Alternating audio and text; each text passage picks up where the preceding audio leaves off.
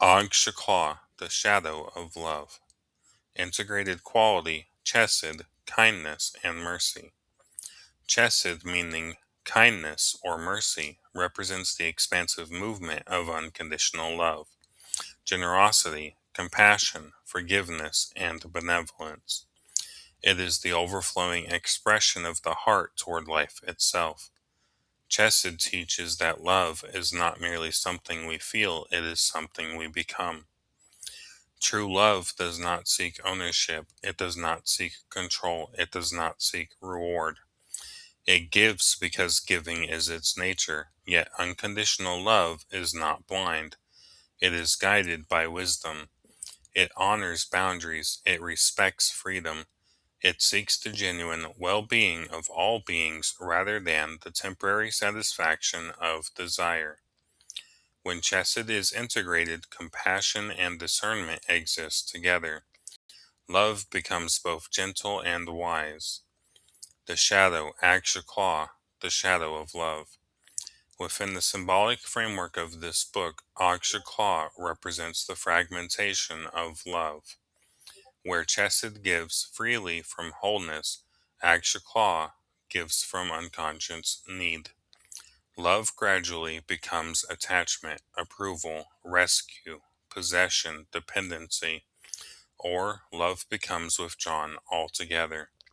The heart closes in order to avoid pain. The shadow is not love, the shadow is unconscious relationship with love. Because love becomes distorted whenever it seeks to complete the self rather than express the self. The individual no longer loves from abundance, they love from fear. The heart begins asking, "What must I do to be loved?" Or, "How can I keep from being hurt again?" Love slowly becomes conditional, not because love has changed, because fear has entered the relationship. Repression and suppression.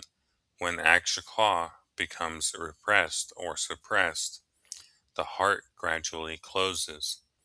Trust becomes difficult, receiving becomes uncomfortable, vulnerability feels dangerous. The individual protects themselves by limiting emotional openness. Kindness becomes guarded, compassion becomes distant.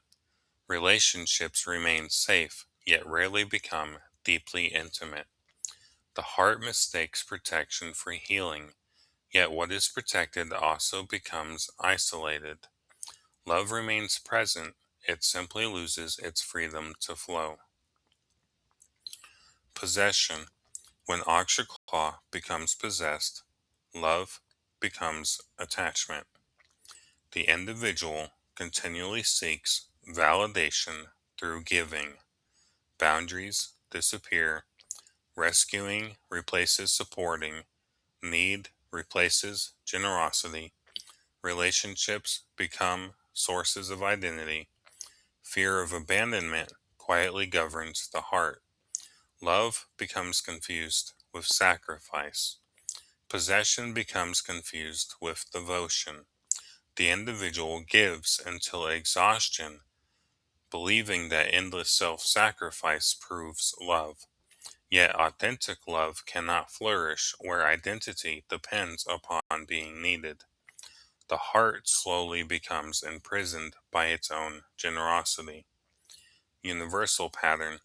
Agshekeloh represents the archetypal fragmentation of love.